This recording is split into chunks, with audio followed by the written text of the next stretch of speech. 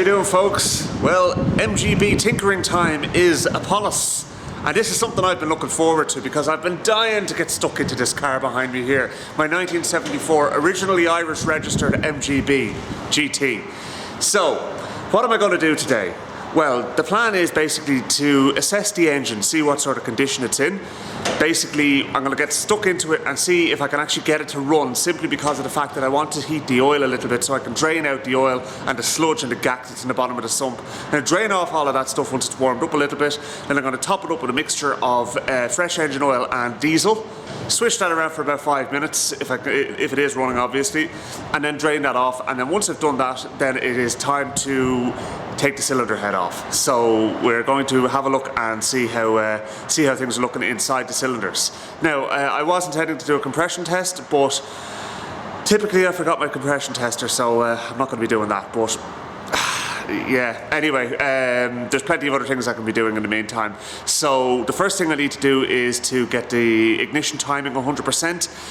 So that's 10 degrees before top dead center static timing, which is what I'm going to do. Then I need to get into the actual carburetors and find out what's going on with them, because what was happening was the rear carburetor was spitting petrol down the throat continuously as soon as there was any fuel going to it. Now, I think that might be because of the way it was plumbed in, so I'm going to have a look at that and see if it's an easy thing to rectify. If not, I do have a carb rebuild kit. I'm not going to be doing that today. That's another job. When the cylinder head is off and getting the valve seats machined, I can tackle the carburetors then at that stage. But first of all, let's pop the bonnet. Oh, and by the way, I'm probably going to replace that bonnet release cable, because that's actually broken as well, or seized up, so trying to open the bonnet is great fun altogether, and I do have a new cable for it. So I do have a lot of new parts. In that big box is a fuel tank. There is also new cables. There's 2 new brake discs there. Underneath, behind the car underneath, is a new exhaust. I went for the mild steel variety rather than the stainless one, because I want to keep this car original, and I found the stainless one on my 1978 MG that I had years ago although nice, was quite raspy and it was kind of noisy. So that's not what I want from this car. I want this car to be the way it was from the factory. There's another box of bits in there inside the car, which are I bought most of my parts actually came from Just MGs up in Northern Ireland. I found Lawrence Brush very helpful, so thank you, Lawrence. He didn't give me anything for free. I paid for everything, of course, but I just said I'd give a shout out for a good supplier. In this box is the carb rebuild kit in there, and there is brake pads and shoes in there, and then they're the pads and the shoes are in there. I bought them from Rimmer Brothers over in the UK. So 2 different suppliers, and then there's more of the stuff I bought from Just MGs. So Rimmer Brothers were very helpful as well, so shout out where shout out is due. I did ring them and they were able to give me all the information I want. So what I have here is I have air filters, I have oil filters, I have a full ignition kit including an electronic ignition module, new carb hoses, a new gear shift knob because, and that is what? There's all sorts of goodies here. So anyway, look, we're going to be getting into them at a later stage. Let's get stuck into the engine and see if we can get it to start and run, because that's what I'm really interested to know. Okay, so the first thing we need to do is we need to figure out the battery connections and see what sort of state they're in. There's no point in sticking in the battery and expecting this to crank over with the amount of corrosion that's on these battery terminals. So that one there is the positive, and then that one's the negative. You can tell the negative because it's going to ground. This is a negative ground car before anybody asks. So I have a floodlight there. I will turn it on now in a second, but the main battery for this charging. So I'm going to stick a battery in there, and then we also need to figure out the dreaded wiring, because that, my friends, has been fairly well butchered. So I think we're going to need to figure out what's going on there. Hopefully it's nothing too severe, and a little bit of hot wiring will do the job. I do have a new ignition switch for it there, so we can maybe look at that at a later stage as well. I've all new lock barrels and keys and everything. This car, as I said, has been sitting up since 1991. The person who actually owned it has since passed away, and the family sold it, but the logbook got lost, the keys got lost. So anyway, look, you can expect these things are going to happen, to be honest with you. So there's the business end of this car. It is a 1.8 litre 5 bearing crankshaft B series engine with twin SU HIF4 carburetors on it. And they put out about 93 horsepower. They're actually a lovely engine, and they're kind of agricultural in a certain way, but it's kind of one of their charms. They're fairly bulletproof, so I expect that this engine should run with very little fettling. Depends on how much mileage is on it, of course. Okay, so the carburetors, as I said, were spitting fuel into the inlet. Now, if you go back to the Will It Run video that I did first, when this car was still down in Kerry, you will see that this carburetor here was spitting fuel into the inlet the whole time. Now, after having done a bit of reading and refreshing my memory on these, I remembered that this connection here and this connection here, they're not supposed to be going to each other. They're supposed to be open. They're float chamber breathers. So if the float chamber is not able to breathe, the likelihood is it will just force the fuel in through the jet, and that might have been what was causing our problem. So I'm going to cut that pipe basically and leave it open on both ends, so each carb will have its own breather back in place. And I'm also going to try and connect that choke cable there, because we're going to need a choke to get this running. And we have a fuel tank here which will do the job. But before I get into that, the first thing I really want to do is I want to get the timing set up. So what we need to do is we need to rotate the engine to 10 degrees before top dead center, and we need to rotate the distributor until it just clicks at that point.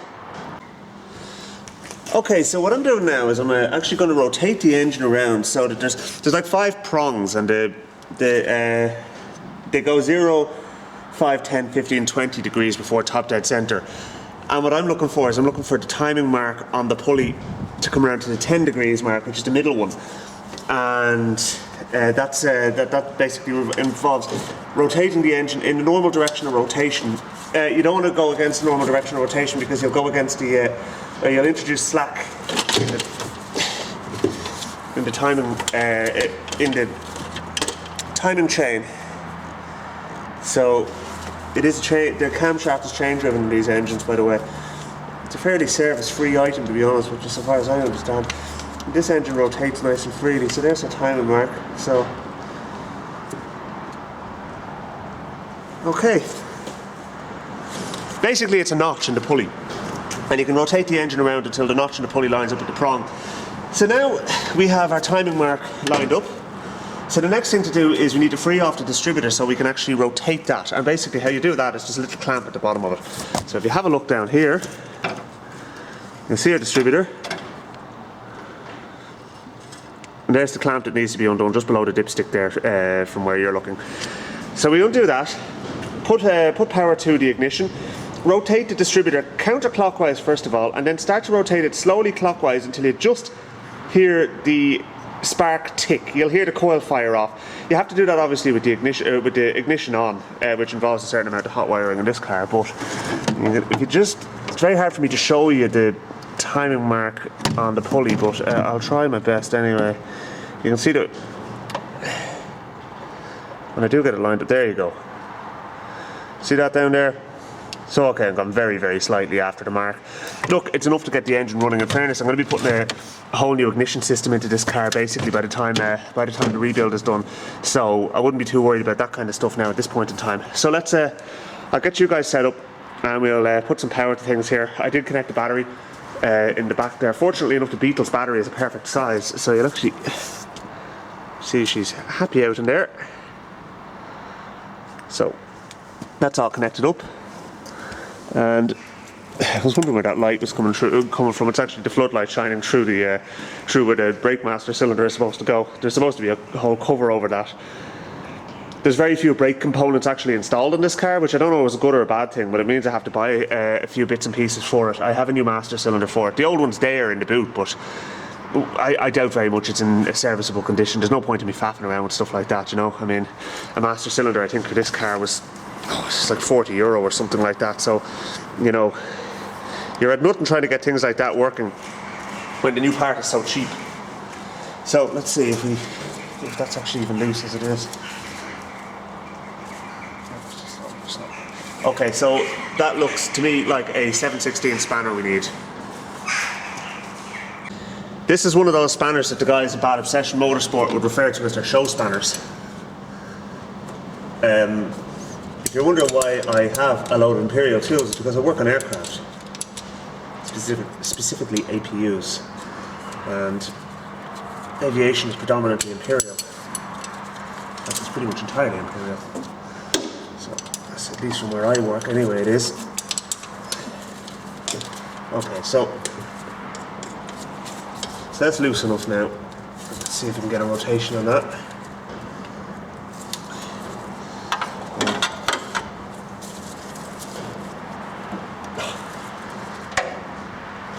Funny feeling this is going to be the order of the day with this cars, and everything is going to be seized up.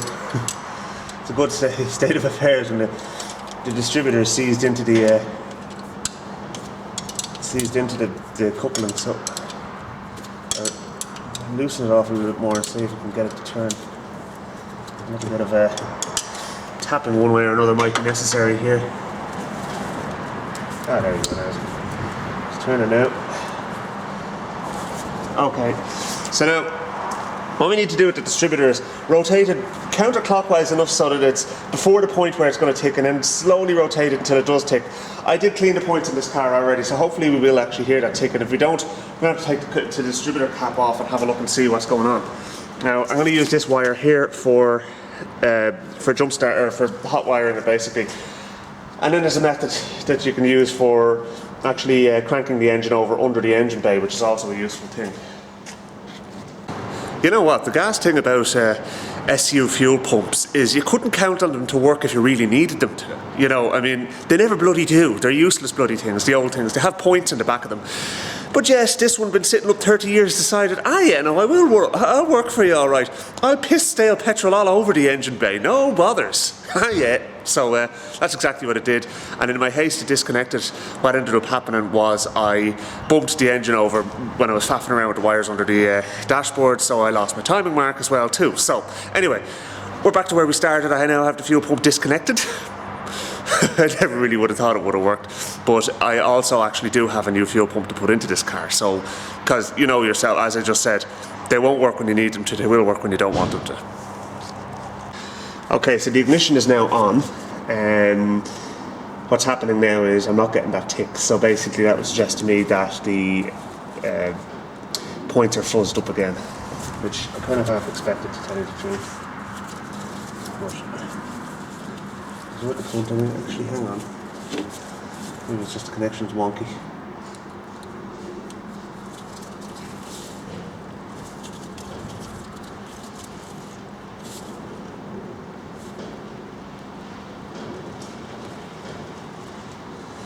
There is a mark on the distributor there, but I wouldn't rely on that. You know, you don't know whether the last person got it right or not. Let's get a multimeter onto them and see what the story is with resistance. Annoyingly, I forgot my fluke multimeter, so I just have to rely on this piece of crap. Unfortunately, I'm not working at home, so.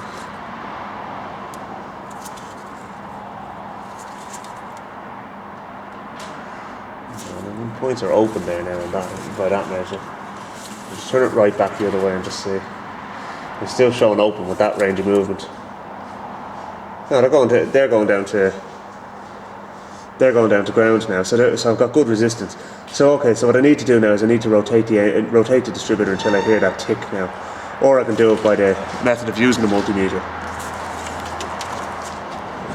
Okay, I'm not having much success here, folks. What I'm going to do is I'm actually going to take the distributor out. I'm going to have a look and see what's going on with it, because obviously the points are fouled up or not opening properly, and to be honest with you, it's as handy to take the distributor out of this car and have a look at it as it is to do anything else.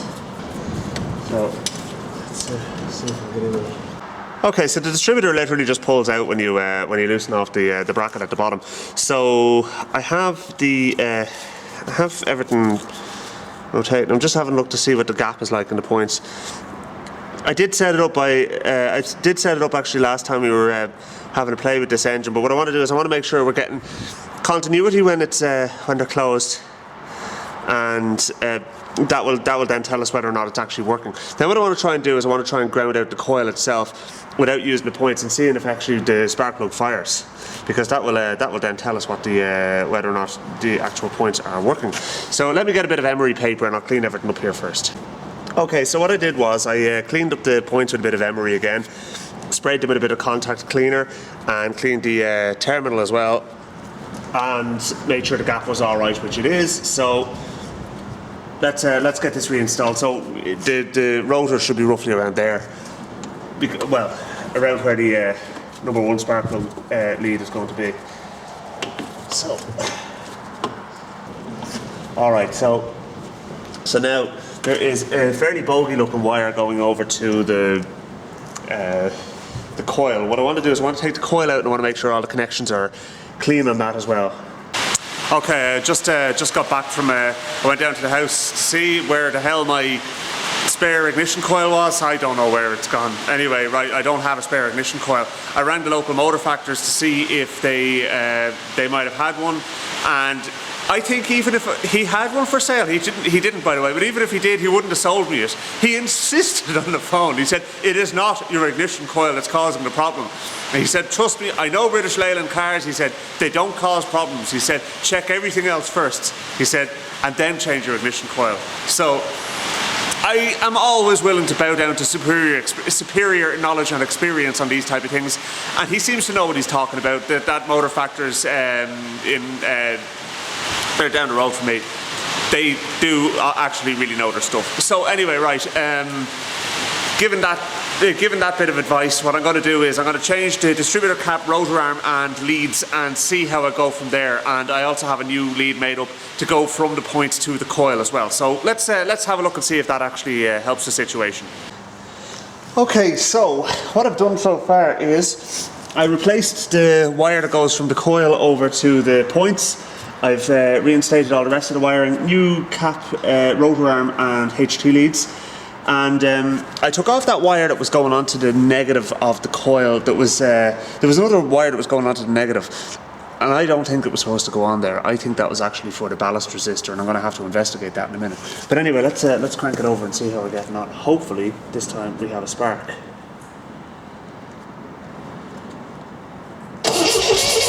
Yes! We have a good spark there, folks. Right. Now, the other thing I did was I went and got my compression tester while I was down at home. So let's throw the compression tester in it before we actually try and start. Because if we've no compression, we're at nothing. It sounds like it has good compression, but we'll find out soon enough. It kind of occurs to me doing a compression test on a vehicle with SU carburetors that the what do you call it? The dash pots are down, so I don't know whether I'm supposed to lift the dash pots or not. But let's see what we get anyway. First of all,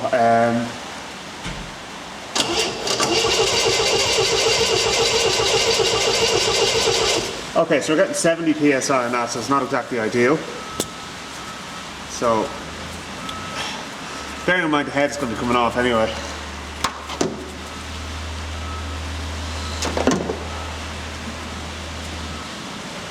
You want to be kind of up at around 170 really on this engine, not 70.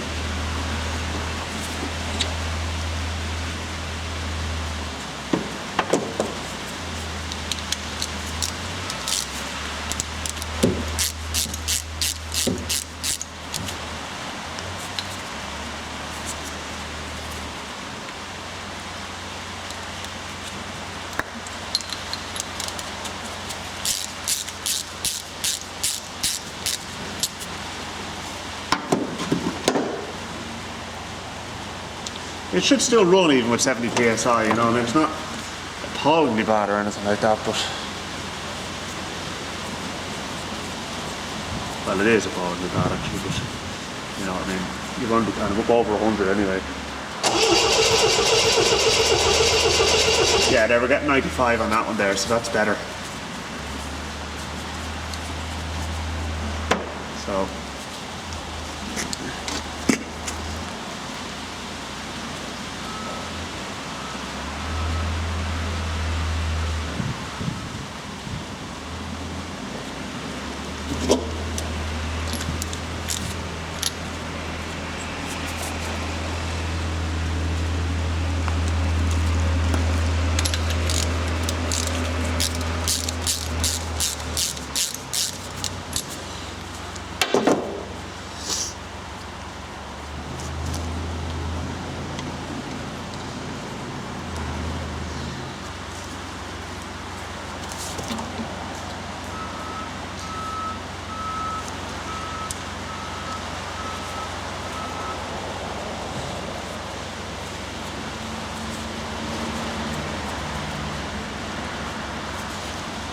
There's a rubber O-ring on the bottom of the compression tester which will do enough by way of sealing.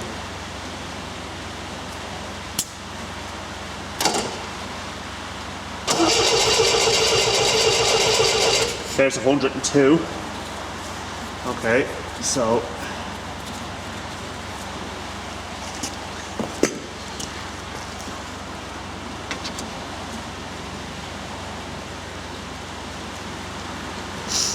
I'd say it probably needs a good valve job, really. You know, I mean, by the time the valves are relapped, I'll be getting the valve seats replaced, so that's going to get that done, you know, but yeah, I have to excuse the noise in the background, it's a working yard outside, so that's going to go to business there. So cold. So, given the fact that the weather is crap, I'd say there's a big demand for it at the moment.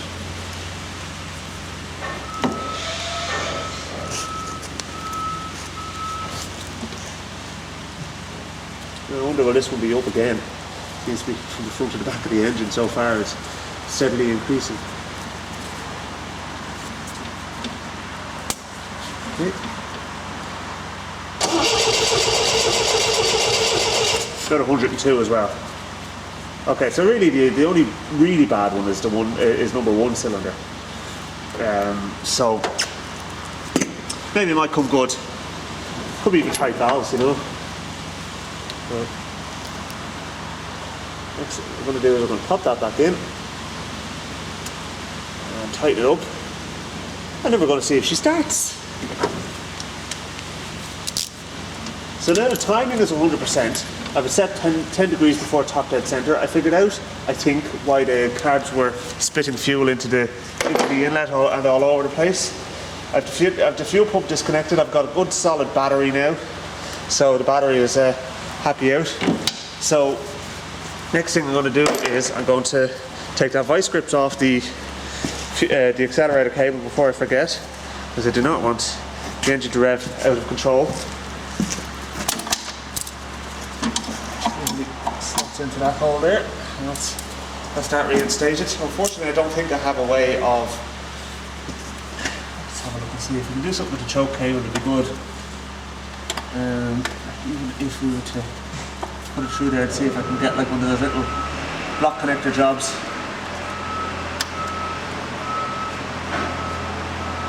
Maybe something. The choke mechanism is on upside down as well, actually. It'll still work, but it's not the way it's supposed to be. I'll see if I have a block connector or even a crimp on or something like that that'll do the job, just to hold the choke cable in position so I can actually use it.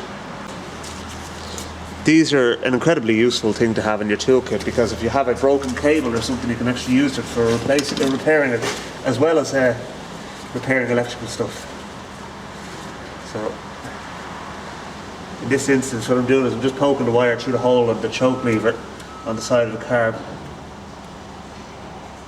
and just putting it on the end of it basically, so that it will just hold it in position, and I'll just do a screw up on it. Okay, so let's get some petrol into this. Obviously there's no air filters on, but they're in the boot, they're there. Just have a new air filters for it, but I'll be cleaning them up and painting everything, you know. I mean, it's all part of the process here, folks, you know. Right. Fuel in next.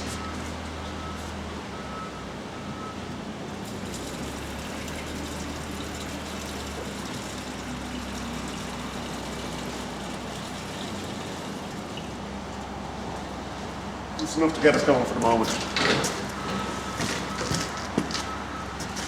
So now,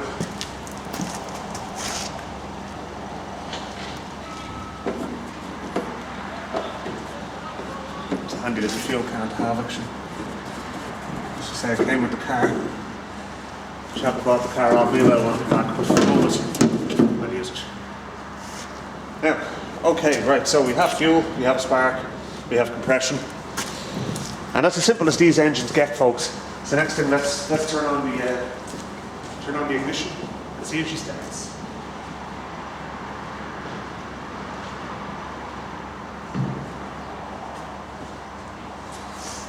I did check for oil pressure before, so I know it does have it. So let's see what happens now.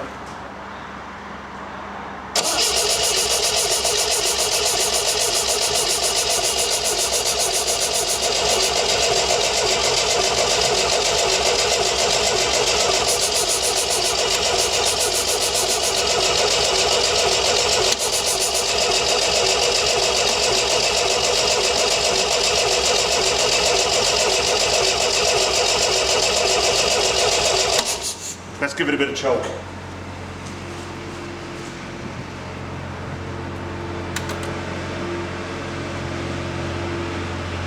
It's holding its oil pressure nicely there as well. There's still oil pressure on the gauge. So.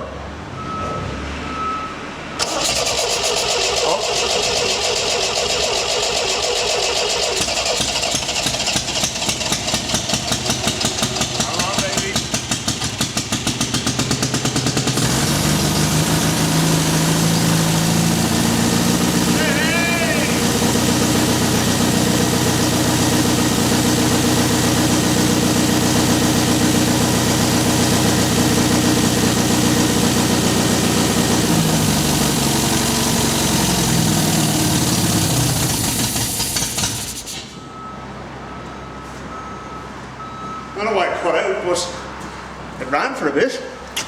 Let's try and start it again.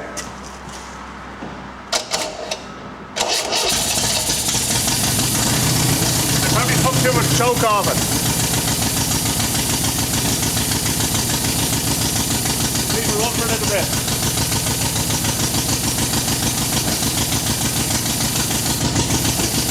See what's going on with the car.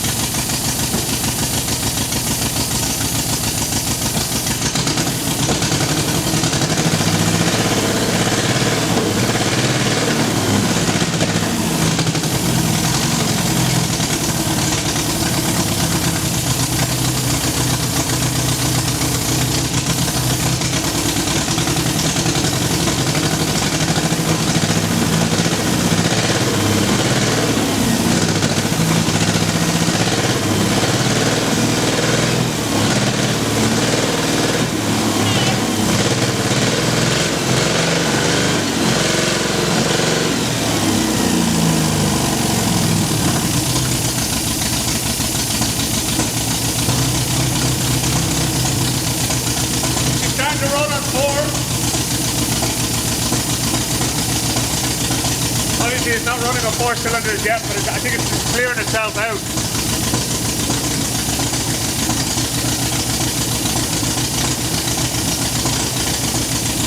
Let's get a bit of heat into it. But bear in mind, it's got no fuel pump, so it's literally relying on gravity feed here.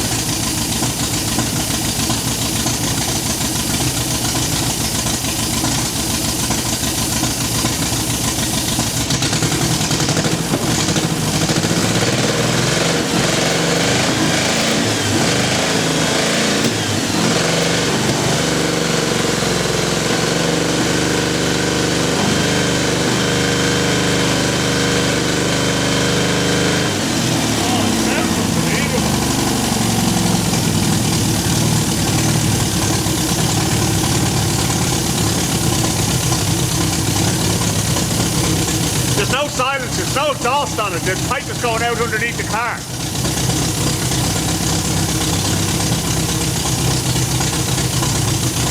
So it's insanely loud, but it sounds so good.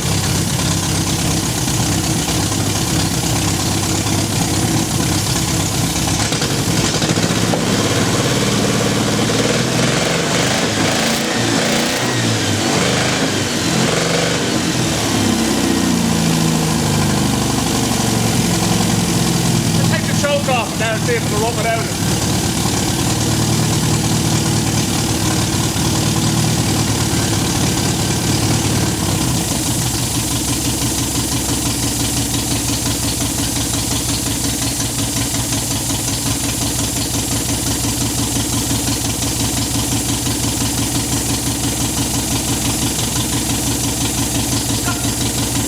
Got 55 psi of oil pressure there. The rev counter, unsurprisingly, is not working. They never do. But we'll fix that.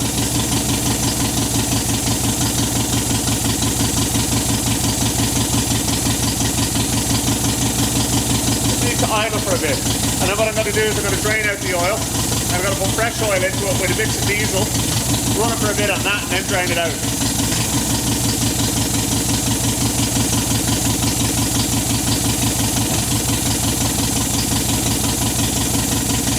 That obviously, that tube that was linked between the two carburetors was what was causing it to spit petrol down the throat of the carb. So anyway, now that it's vented properly and everything, the carbs are able to operate correctly. They're doing their business.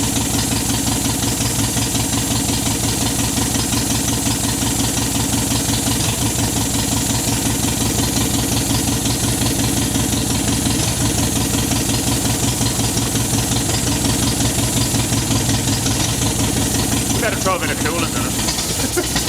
Oh. She stumbled a bit. Okay, I'm gonna go and get some water and just throw it into it. I don't actually have any coolant, but I'll put some water in it for the moment anyway. Okay, it's fair to say the radiator is knackered or something along those lines, because it was pretty much empty and we did put water in it the last time we were working on it.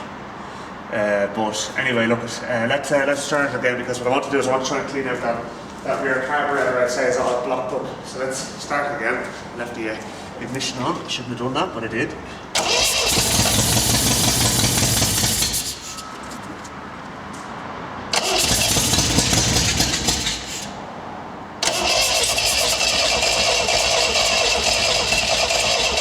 A lot of crankcase gone by.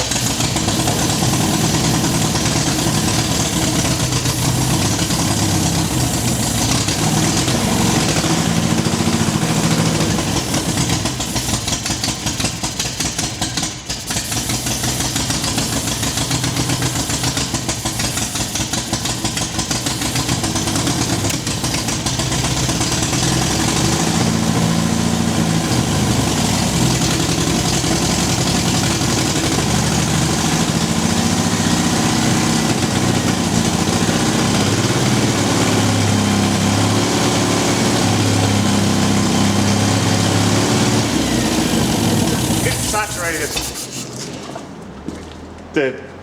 There's water pissing out all over the place. The radiator fan is blowing water through the radiator, so it's obviously leaking like a sieve. Anyway, I think that's the least of this car's problems.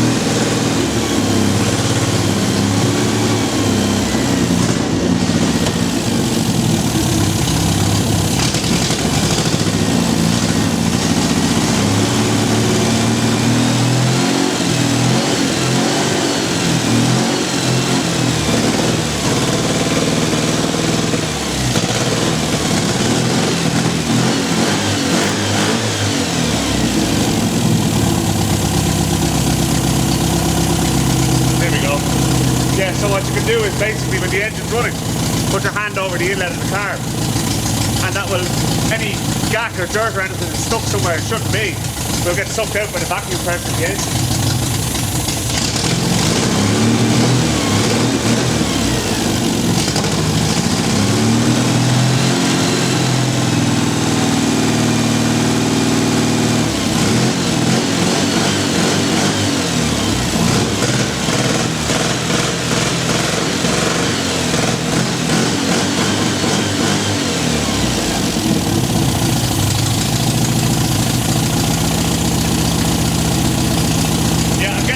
saturated here by bloody coolant.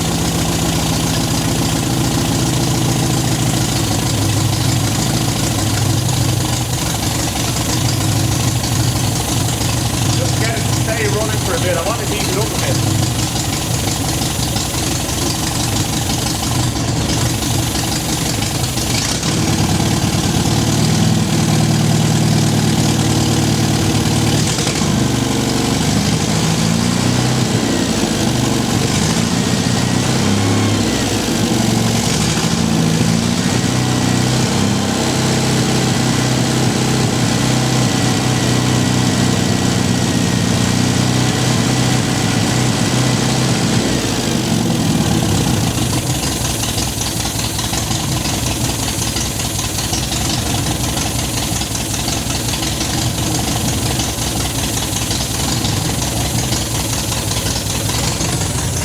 Okay, so we're definitely a lot further along on our journey than we were last time when I went to actually pick it up. So the engine will tick over. I now know a lot more about the engine than I did before. So yeah, it definitely needs a bit of internal work. So what I want to do now is set about starting to pull off. Well, I'm going to drain off that oil and get some oil, fresh oil with diesel into it, and then we'll go from there.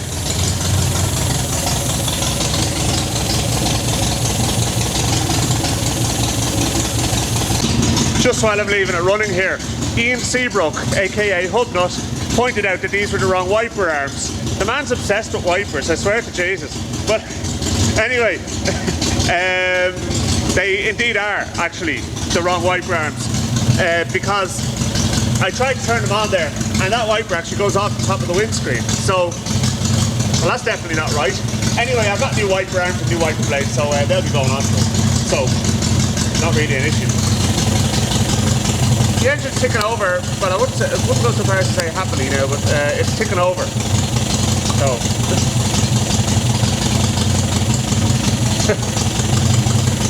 my crappy Chinese camera tripod just broke. Oh, yeah.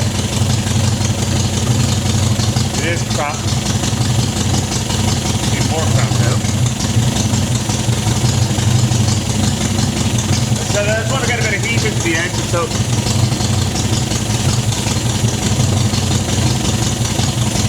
get nice and hot there now.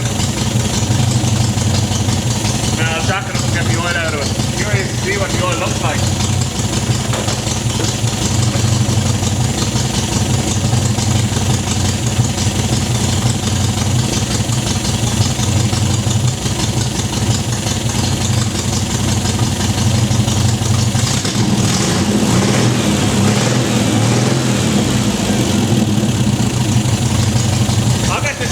Perfectly, folks. I'll tell you that now. It might take me a bit of time.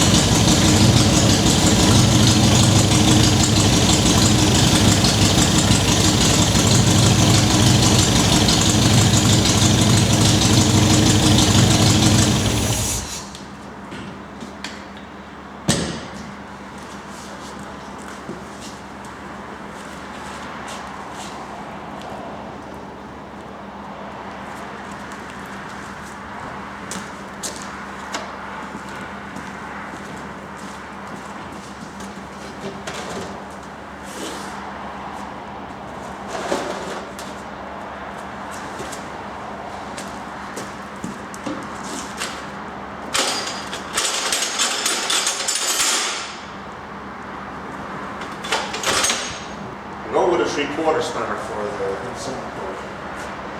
So let's have a look and see if I'm right. I'm not going over the car, so I don't think I'm going to stand.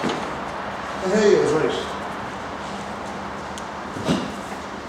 So the gap comes out here then. Bring these in to have a look. Croutons and everything else. Okay, so I know it's up on a slight incline, but for the purposes of this exercise, that's fine.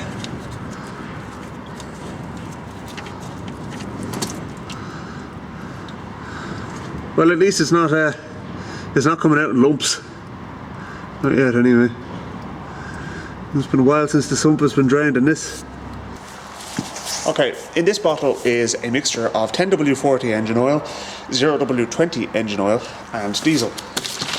It's very liquidy stuff, but that's what's going into the sump now. So that's going to flush it out. Now I'm only going to run the engine for about 5 minutes about, maybe a high idle, and then we'll drain it out.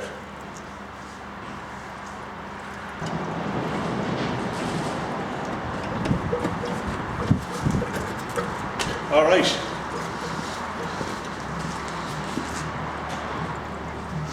Now let's get it started up again.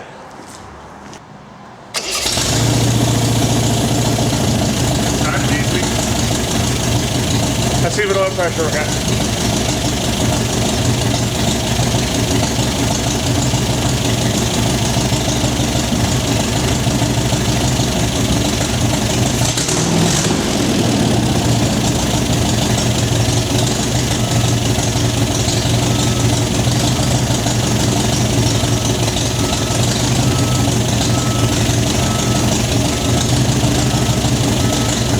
Pressure's around 40 now, so obviously it's going to be lower with a thinner oil.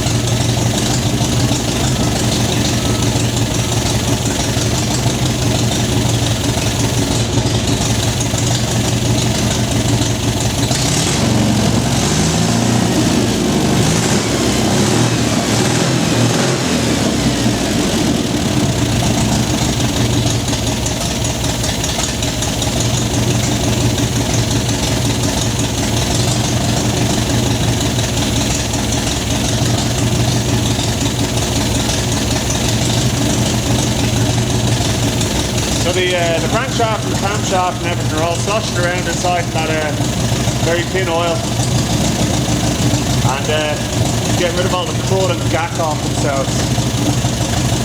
They're basically cleaning out the engine inside of it. It's not going to be perfect inside, but it doesn't need to be. They take the cylinder head off and send that away. So I'll take the rocker shaft out and everything down.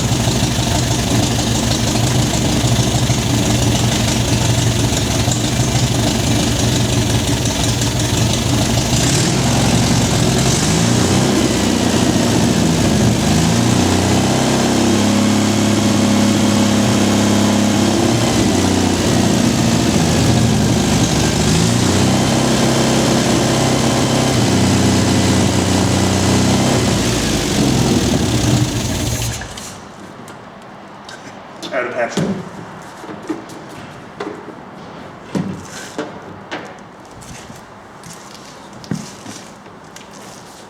Another drop.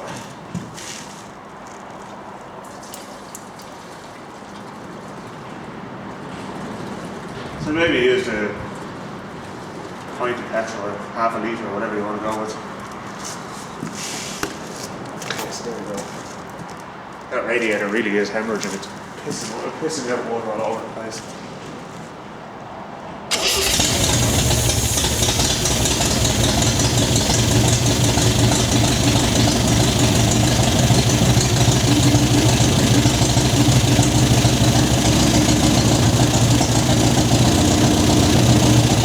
Okay, so I'm happy with how much I've accomplished today in a lot of ways. Basically, what have I accomplished?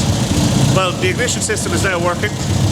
The carburetors are working, but they're still going to get an overhaul. The ignition system is going to get an electronic ignition module in it. I've got the oil system flushed out, or it's in the process of doing it.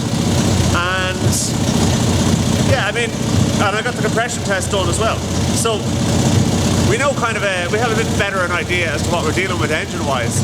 So the first thing we want to do with this car is to get the engine running 100% and dicky up the engine bay, and then I can kind of start doing things like the subframe, the brakes, the suspension, steering, all that sort of stuff. You know, and then we can kind of go on to the electrics, none of which are really working. Well, very few. The wipers are just about working, for example. They're full beams, they flash, but the lights don't come on. The switches all feel like they're knackered, and that tends to happen with them. We may have to replace a few switches, but that's kind of what I expected.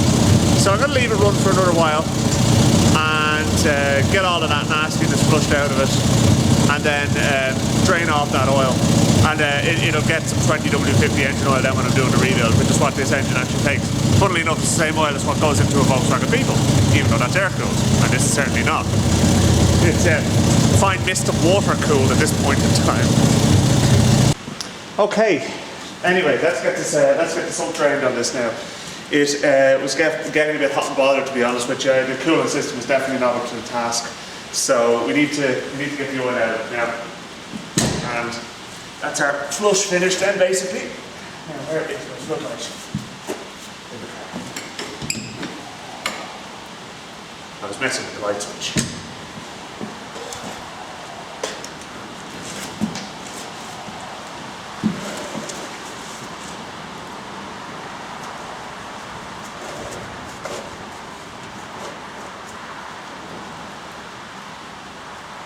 The light switch is broken, incidentally, that's what I was messing with.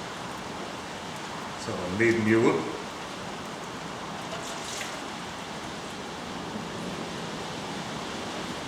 Well, it's definitely done the job. All of that nastiness coming out of the engine there now. Just fantastic. It's exactly what I wanted. Yeah, I don't think the engine was getting hot and bothered as such. I think it was just the coolant system was starting to struggle a little bit. But the oil is definitely not too hot, so if the oil is not too hot, that's a good sign the engine isn't overheating. Okay, I think I'll leave it there, folks. I've accomplished quite a bit today, actually, in the end. There was one point where I was starting to think, I'm not going to get anything done with the way the ignition system is, but I'm happy now that I kind of have an idea the engine will run. But next job in part 2 of the engine process is I'm going to be getting the cylinder head removed and assessing the situation there. I was thinking about getting that done today, but to be honest with you, it was a tall order given the state of play today. So we're doing all right though. We're definitely doing all right. The engine stayed ticking over happily for a good while.